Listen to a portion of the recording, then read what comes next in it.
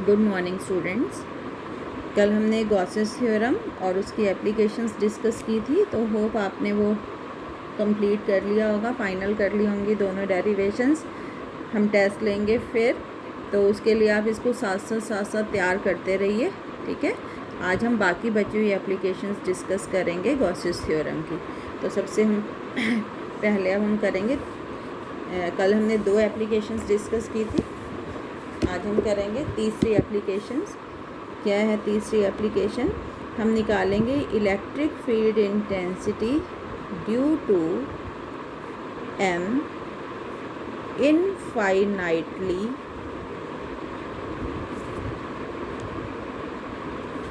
Long straight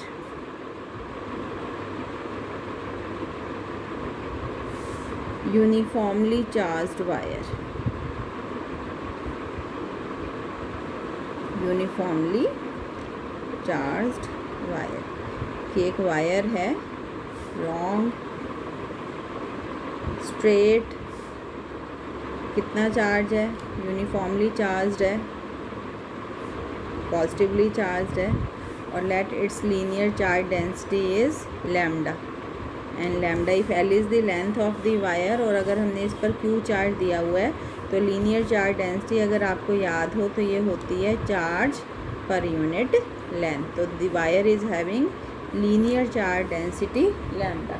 अब बेटे इस डेरिवेशंस के 2 पार्ट हैं। पहला हम काम करेंगे कि इस वायर की वजह से डायरेक्शन निकालेंगे, यूनिफॉर्म इलेक्ट्रिक फील्ड की क्या डायरेक्शन है, और फिर मैग्नीट्यूड निकालेंगे। तो पहले हम डिस्कस करते हैं डायरेक्शन वाला पार्ट। सपोज़ यहाँ P पॉइंट पर, which is at a radial distance R from the wire, we want to determine the direction of electric field. Let this point be O। तो सिमेट्रिकली प्लेस 2 एलिमेंट्स ले लेते हैं हम इस wire के। एक ले लो आप P1 पर और एक ले लो आप P2 पर, जो O से बिल्कुल इक्वल डिस्टेंस है, सिमेट्रिकली प्लेस्ड है। तो ऑब्वियसली वायर के ऊपर पॉजिटिव चार्ज है, तो इस एलिमेंट के ऊपर भी तो पॉजिटिव चार्ज होगा। और जिस पॉइंट पर हम इलेक्ट्रिक फील्ड निकालते हैं वहाँ पर भी क्या रख के देखते हैं? Unit positive test charge. तो इस पॉजिटिव चार्ज और इस पॉजिटिव चार्ज के बीच में क्या होगी? रिपल्शन। तो इलेक्ट्रिक फील्ड क्या होगी? Outward, E1। अब अगर हम E1 के 2 कंपोनेंट्स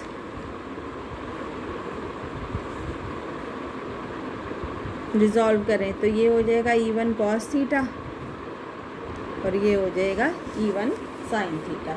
सिमिलरली जब हम इस एलिमेंट की वजह से करेंगे, यहाँ पे पॉजिटिव चार्ज रख के देखेंगे तो वो पॉजिटिव चार्ज क्या करेगा? रिपेल करेगा। Let it be E2। Obviously E1 और E2 जो होंगे वो बराबर होंगे, क्योंकि they are symmetrically placed about the point O। तो ये वाले जो कंपोनेंट हैं normal to the radius vector, ये जो दोनों कंपोनेंट्स होंगे ये होंगे इक्वल एंड अपोजिट। तो ये तो क्या कर जाएंगे? कैंसिल। और ये जो 2 कंपोनेंट इस डायरेक्शन में होंगे, they will give the resultant electric field. कितनी होगी वो हम आगे कैलकुलेट करेंगे with the help of Gauss's theorem. तो अब यहाँ से एक बात क्लियर है कि अगर मैंने यहाँ P पॉइंट लिया तो P पर डायरेक्शन क्या होगी? आउटवर्ड। इलेक्ट्रिक फील्ड की डायरेक्शन क्या होगी? आउटवर्ड। अगर मैं पॉइंट यहाँ लूँगी, कोई पॉइंट Q ले लिया, तो ऑब्वियसली इसी तरीके से डायरेक्शन क्या होगी इलेक्ट्रिक फील्ड की? आउटवर्ड, बाहर की तरफ, ठीक है। तो this portion is for determining the direction of electric field. अब हम डिटर्मिन करना चाह रहे हैं कि what will be the magnitude. तो consider this wire, same wire है यही वाली, जिसकी सरफेस चार्ज डेंसिटी कितनी है? लैम्डा। इस वायर पर हमने कितना चार्ज दिया हुआ है? Q। और लेंथ कितनी है इसकी? Suppose L। तो ऑब्वियसली चार्ज क्या हो जाएगा? Lambda into L। ये टोटल चार्ज है वायर पे, टोटल चार्ज की बात कर रहे हैं। ये P पॉइंट यही वाला लिया हुआ है हमने, जो कितनी दूरी पर लिया था? R दूरी पर। तो अब इस P पॉइंट पर E का मैग्नीट्यूड कैलकुलेट करने के लिए what we imagine a cylinder. ये एक सिलेंडर है जिसकी लेंथ L है, जितनी वायर की है, और जिसका रेडियस क्या है? R। R क्या है? जो पॉइंट का दूरी है जिस पॉइंट पे हमने निकालना है, जितनी उस पॉइंट की दूरी है उतना ही इस सिलेंडर का रेडियस है। तो वी इमेजिन अ सिलेंडर जो वायर को बिल्कुल अपनी एक्सिस के अलोंग एनक्लोज कर रहा है, और रेडियस कितना है इस सिलेंडर का, r, which is the distance of point P from the wire. अब इसको कैलकुलेट करने के लिए, यहाँ पर P को कैलकुलेट करने के लिए क्या करेंगे, पहले तो डायरेक्शन देखेंगे। यही डायरेक्शन आई है E की। ऑब्वियसली अगर यहाँ कोई पॉइंट होगा तो ये डायरेक्शन होगी E की, यहाँ कोई पॉइंट होगा तो ये डायरेक्शन होगी, यहाँ कोई पॉइंट होगा तो ये होगी। This is the direction of electric field. Over the edges भी ये E होगी,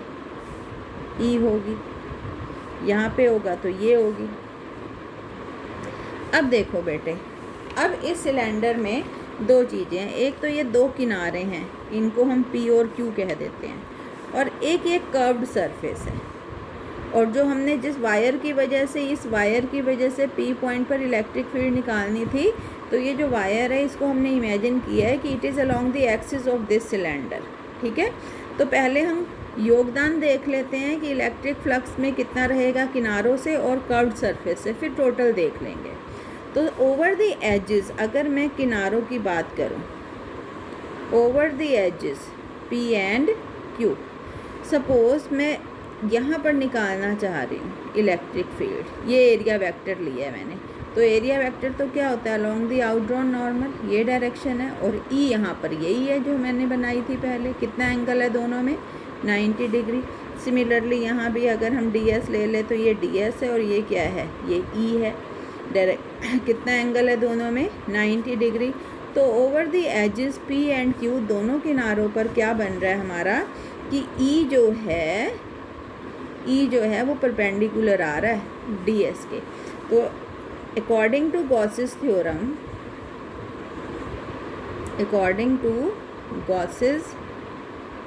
थ्योरम क्या होता है टोटल फ्लक्स, फाई E, ये होता है E डॉट DS, यही होता है ना,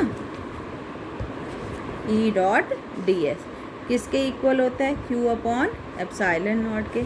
अब अगर ओवर द एजेस हम फ्लक्स देखें तो ओवर द एजेस थीटा है 90 डिग्री, तो phi E is equal to E DS cos 90।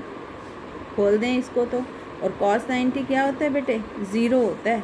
तो ये टोटल इलेक्ट्रिक फ्लक्स कितना हो जाएगा, ज़ीरो हो जाएगा इन दो किनारों पर। ये जो हमने इमेजिनरी सिलेंडर लिया है इसके दो एजेस पर इलेक्ट्रिक फ्लक्स क्या हो जाएगा, ज़ीरो। मतलब यहाँ से इसको कोई कंट्रीब्यूशन इलेक्ट्रिक फ्लक्स को नहीं मिल रहा। अब बचा क्या, ये कर्व्ड सरफेस बची, ये और ये, तो वो देख लेते हैं अब कितना कंट्रीब्यूट कर रही है। तो ओवर द कर्व्ड सरफेस,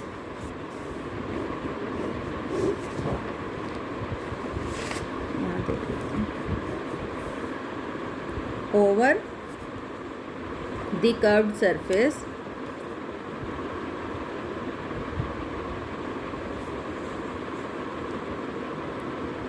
अब पूरी कर्व्ड सरफेस पर अगर मैं एलिमेंट, एरिया एलिमेंट यहाँ ले लूँ बेटे, तो DS भी इसी डायरेक्शन में है। यहाँ ले लूँ तो जिस डायरेक्शन में E है उसी डायरेक्शन में आपका DS है। तो पूरी इस वाली कर्व्ड सरफेस पर और इस वाली कर्व्ड सरफेस पर E और DS एक ही डायरेक्शन में है। यहाँ ये E है, अगर मैं यहाँ पे ये एरिया एलिमेंट ले लूँगी तो इसकी डायरेक्शन भी इसी तरफ आएगी, along the outdrawn normal DS। तो over the curved surface E जो है it is parallel to DS, मतलब थीटा कितना है, दोनों के बीच का एंगल कितना है, 0 डिग्री। तो जो इलेक्ट्रिक फ्लक्स है वो होगा आपका EDS और E डॉट DS। अब EDS के बीच में एंगल कितना है, 0, तो ये हो जाएगा आपका EDS। ठीक है, और कितना है surface area over the curve surface, ये कितना है सरफेस एरिया, 2πRL। सिलेंडर है ना, तो सिलेंडर का कर्व सरफेस एरिया कितना होता है, 2πRL। तो ये हो जाएगा E इंटू DS कितना है आपका, 2πRL। ये आपने निकाला है इलेक्ट्रिक फ्लक्स, है ना। कितना निकाला है electric flux, phi E is equal to E into 2πRL। ठीक है, कितना निकाला है आपने इलेक्ट्रिक फ्लक्स। अब according to Gauss's theorem, G for Gauss's, T for theorem. According to Gauss's theorem, electric flux जो होता है वो होता है बेटे Q अपॉन एप्सिलॉन नॉट, और Q हमारा कितना है यहाँ से देखो, Q is equal to lambda into L, यही आ रहा है ना, Q is equal to lambda into L upon epsilon naught. तो Q की जगह हम क्या लिख सकते हैं, लैम्डा L। अब अगर हम इन दोनों इक्वेशंस को, ये भी फ्लक्स है ये भी फ्लक्स है, इक्वेट कर दें फ्रॉम 1 and 2, फ्रॉम 1 and 2, क्या है first equation, E into 2 pi r l is equal to lambda L upon epsilon naught. L से L कैंसिल, और E कितना आ जाएगा आपका, कितना आ जाएगा E, E is equal to lambda upon 2 pi epsilon naught r. This is the electric field intensity due to a uniformly long charged wire, जिसकी linear charge density कितनी है, लैम्डा। और किस पॉइंट पर है ये इलेक्ट्रिक फील्ड इंटेंसिटी, जो कितने रेडियल डिस्टेंस पर है वायर से, आर डिस्टेंस पर। क्लियर है बेटे। मैं आपको इसका नोट जब PDF पे नोट्स भेजूँगी उनको 1-2 बार अच्छे से रीड करना, फिर दोबारा से वीडियो देख के समझना, ये हो जाएगा। 2 पार्ट किस लिए करने पड़े, फर्स्ट पार्ट तो हमें P पर E की डायरेक्शन डिटरमिन करने के लिए करना पड़ा कि भाई E की डायरेक्शन है क्या, तो फाइनली क्या डायरेक्शन आई है, अलॉन्ग द रेडियस वेक्टर, ठीक है। और ये जो दूसरा पार्ट हमने किया ये किस लिए किया, E का मैग्नीट्यूड डिटरमिन करने के लिए। तो बहुत इम्पॉर्टेंट एप्लीकेशन है ये गॉसेस थ्योरम की, और एग्ज़ाम में मोस्टली पूछ लेते हैं कि calculate electric field intensity due to infinitely long straight uniformly charge wire. Clear है बेटे, तो इसको अच्छे से करना है। अब हम करते हैं नेक्स्ट एप्लीकेशन गॉसेस थ्योरम की। क्या है ये, 4th एप्लीकेशन है ये, कि electric field intensity due to a uniform thin sheet of wire, ठीक है। यूनिफॉर्मली एक चार्ज वायर है, उसकी वजह से हम क्या निकालेंगे, इलेक्ट्रिक फील्ड इंटेंसिटी को निकालेंगे। तो electric field intensity due to a thin sheet है, इनफाइनाइट लंबाई चौड़ाई की है, thin infinite plane sheet of charge, कि जैसे ये आपकी कागज़ की शीट है, इसको हमने चार्ज दे रखा है और ये लंबाई चौड़ाई इसकी बहुत ज़्यादा है, इसकी वजह से किसी भी पॉइंट पर कितना होगा, है ना। सपोज़ ये आपकी शीट है ना, तो ये शीट पे हमने चार्ज दिया हुआ है, यहाँ पे हम निकालें तो कितनी है, और यहाँ इस तरफ हम निकालें तो कितनी होगी। तो consider a thin infinite sheet of wire charge, ये एंड्स नहीं बना रही मैं, एंड्स नहीं बनाने का मतलब क्या है कि इनफाइनाइट है ये शीट है, और इसकी सरफेस चार्ज डेंसिटी कितनी है, सिग्मा। क्या होती है सरफेस चार्ज डेंसिटी, अगर आपको याद हो तो it is charge per unit area, है ना। लीनियर चार्ज डेंसिटी होती है charge per unit length, volume charge density होती है चार्ज पर यूनिट वॉल्यूम। तो इस शीट से मैं इस P पॉइंट पर, सपोज़ इस P पॉइंट पर कैलकुलेट करना चाह रही हूँ कि इलेक्ट्रिक फील्ड इंटेंसिटी कितनी है, let it be at a distance R। तो ऑब्वियसली शीट के इस तरफ भी तो एक पॉइंट हो सकता है Q, जो इससे कितनी दूरी पर होगा, R दूरी पर होगा।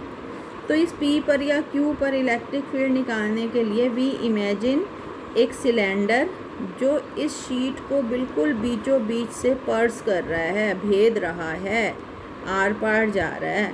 तो ऑब्वियसली इस सिलेंडर की लेंथ कितनी है, 2R, ठीक है। कितनी है लेंथ, 2R।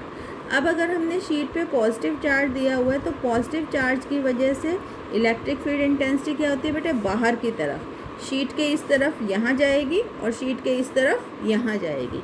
मतलब this is the electric field intensity, इस तरफ और यहाँ इस तरफ,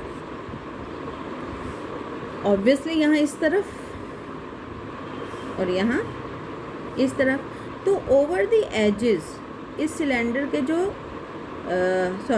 सरफेस एरिया, कर्व्ड एरिया है, ई तो इस तरफ है, लेकिन अगर मैं ये एरिया एलिमेंट ले लूँ तो एरिया वेक्टर तो बाहर की तरफ होगा, जो नॉर्मली बनाएगा कितना एंगल है 90 डिग्री। ऐसे यहाँ ले लो, अगर मैं ये एरिया एलिमेंट ले रही हूँ तो ई तो इस तरफ है आपका, लेकिन अगर इस एरिया एलिमेंट की डायरेक्शन देखें तो ये अलोंग दी आउटड्रॉन नॉर्मल होगा। कितना एंगल बन रहा है 90, यहाँ भी 90, यहाँ भी 90। तो जो फ्लक्स होता है क्या होता है ई डॉट डी एस। अब over the curved surface area यहाँ और यहाँ, क्योंकि दो over the curved area, over the curved area, ये हो जाएगा आपका phi E is equal to E d s cos 90, और कॉस 90 क्या होता है 0, तो ये सारा क्या हो गया 0। मतलब इलेक्ट्रिक फ्लक्स को 0 कंट्रीब्यूशन मिल रहा है इस कर्व्ड सरफेस से। और बचे क्या, दो किनारे, एक ये बचा P और ये बचा Q। यहाँ से देख लेते हैं कितना इलेक्ट्रिक फ्लक्स आएगा। तो P पर अगर मैं एक एरिया एलिमेंट ले लूँ इधर छोटा सा, तो उसकी डायरेक्शन भी अलोंग दी आउटड्रॉन नॉर्मल होएगी ds, और यहाँ लूँगी तो यहाँ होगी ds।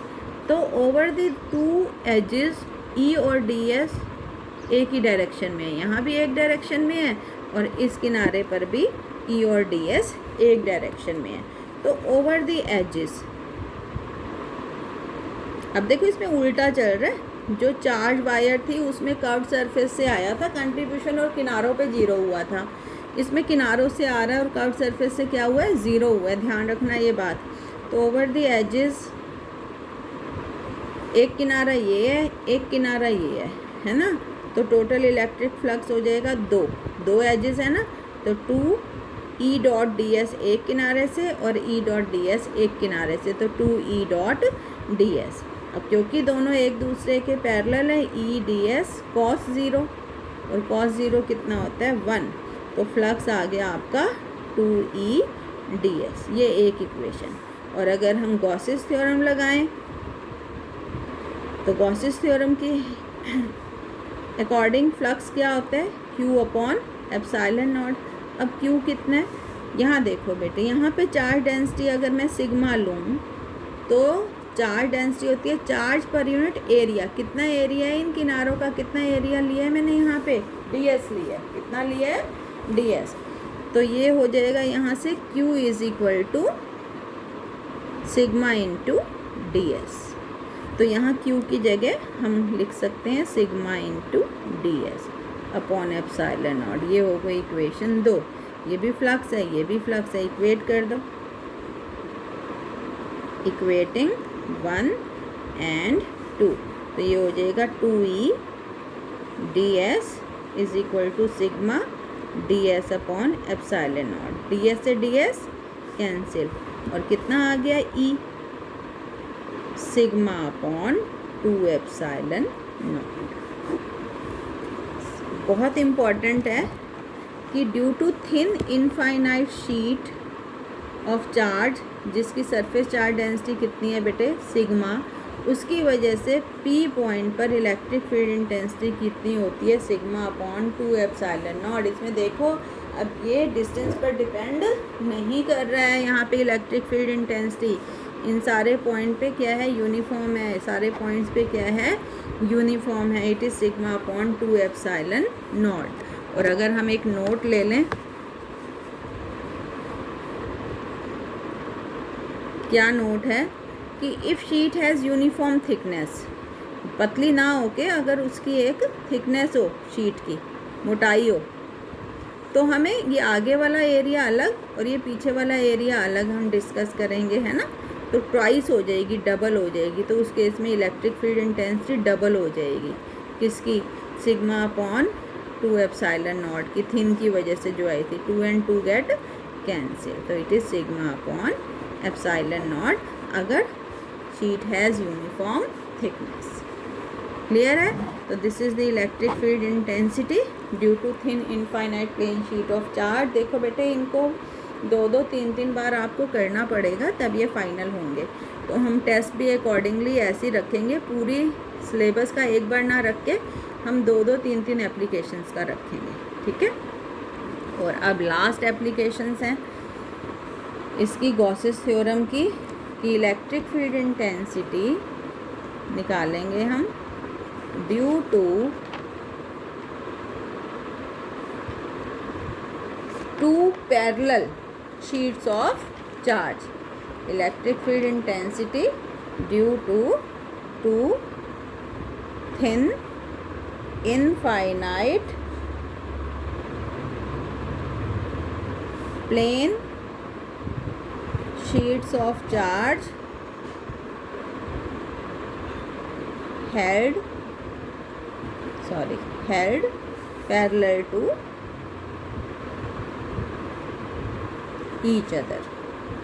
समझ रहे हो? अभी हमने पीछे निकाली थी एक शीट की वजह से, अब हमारे पास सपोज कितनी शीट्स हैं, 2, ऐसे एक दूसरे के पैरेलल रखी हुई हैं 2 शीट, एक ये है शीट और एक ये है, 2 शीट्स।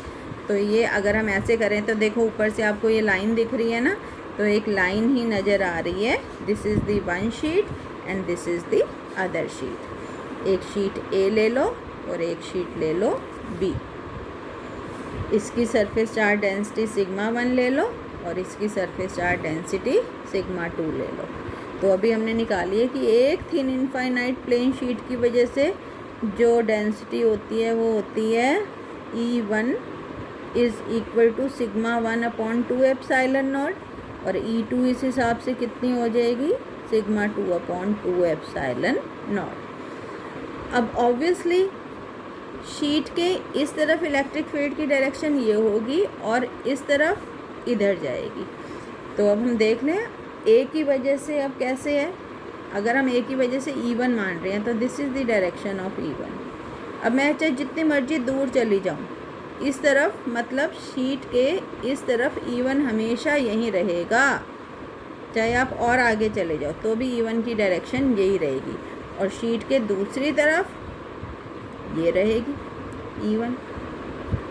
सिमिलरली बी की वजह से इलेक्ट्रिक फील्ड इंटेंसिटी कितनी है, E2, तो बी के इस तरफ ये डायरेक्शन है और इस तरफ जितनी भी दूर चले जाओ यही डायरेक्शन रहेगी, तो E2 ये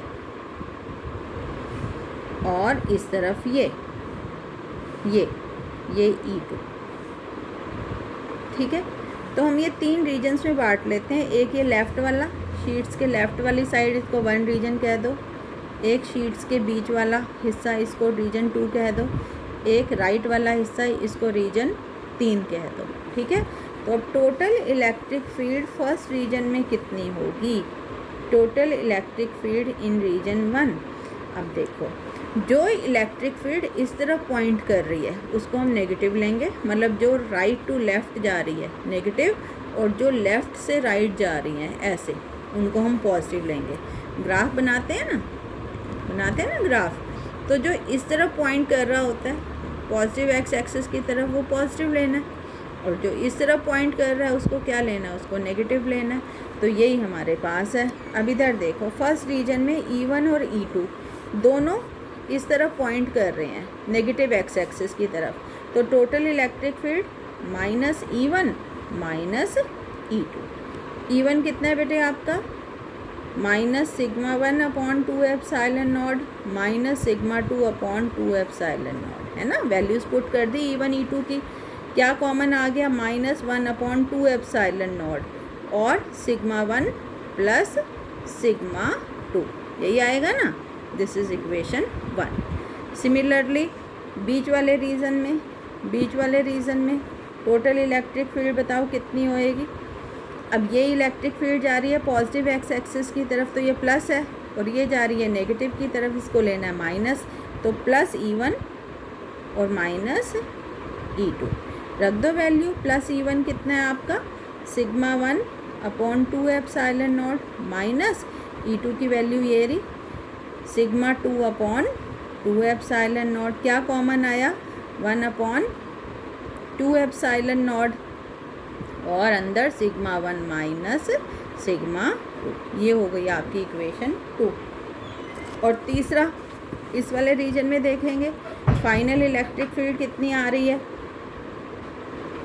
इस रीजन में दोनों इलेक्ट्रिक फील्ड्स जो हैं वो पॉजिटिव एक्स एक्सिस की तरफ जा रही हैं, मतलब E1 भी प्लस और E2 भी प्लस। तो प्लस E1 कितना आएगा, ये आएगा प्लस E1 और प्लस E2। तो ये हो जाएगा sigma 1/2 epsilon not plus sigma 2/2 epsilon not. क्या कॉमन लोगे, 1/2 एप्सिलॉन नॉट, और अंदर आएगा सिग्मा 1 प्लस सिग्मा 2। ये हो गई इक्वेशन आपकी 3। अब अगर हम एक स्पेशल केस ले लें, क्या स्पेशल केस ले लें बेटे, एक स्पेशल केस ले लें कि माना जो पहली प्लेट है इसकी डेंसिटी प्लस सिग्मा है और जो दूसरे वाली ये जो बी प्लेट है इसकी डेंसिटी जो है वो आपकी माइनस सिग्मा है। मतलब दोनों प्लेट्स के ऊपर जो सरफेस चार्ज डेंसिटी हैं वो बराबर हैं, सिग्मा सिग्मा, लेकिन अपोजिट है, एक पे पॉजिटिव है एक पे नेगेटिव है। तो ये E1 E2 E3 क्या वैल्यूज़ आएंगी। तो अगर ऐसा हो जाए तो आपका E1 जो था, देखो E1 क्या था आपका, ये था E1 कितना था, ये था आपका -1 E1 जो था आपका -1/2 एप्सिलॉन नॉट इंटू सिग्मा 1 की जगह सिग्मा, ये रहा सिग्मा 1 की जगह सिग्मा और सिग्मा 2 की जगह माइनस सिग्मा। तो सिग्मा माइनस सिग्मा कितना आ गया, 0। मतलब अगर प्लेट्स पर इक्वल और अपोजिट सरफेस चार्ज डेंसिटी है तो यहाँ पर इलेक्ट्रिक फील्ड इंटेंसिटी टोटल कितनी हो जाएगी, 0। ऐसे ही थर्ड रीजन में हम देखेंगे, तीसरे वाले में देख रही हूँ, अभी दूसरे में नहीं देख रहे, तीसरा यहाँ पे देख रहे हैं। तो तीसरे वाले में ये था एक्सप्रेशन आपका 1/2 epsilon not 1/2 epsilon not sigma 1 की जगह सिग्मा और सिग्मा 2 की जगह माइनस सिग्मा, ये भी क्या आ गया, 0। मतलब अगर इन दोनों शीट के ऊपर इक्वल और अपोजिट है सरफेस चार्ज डेंसिटी तो यहाँ भी इलेक्ट्रिक फील्ड जो होएगी इन शीट्स की वजह से कितनी होएगी, 0। And what about this middle region, इधर कितनी बची, इधर कितनी बची, यहाँ से आएगा। कैसे करें हम, तो इन रीजन 2, इधर देख लेते हैं, इन रीजन 2 यहाँ से हम देखेंगे ये 1/2 एप्सिलॉन नॉट सिग्मा 1 की जगह सिग्मा माइनस सिग्मा 2 की जगह माइनस सिग्मा। तो माइनस माइनस क्या हो गए, प्लस।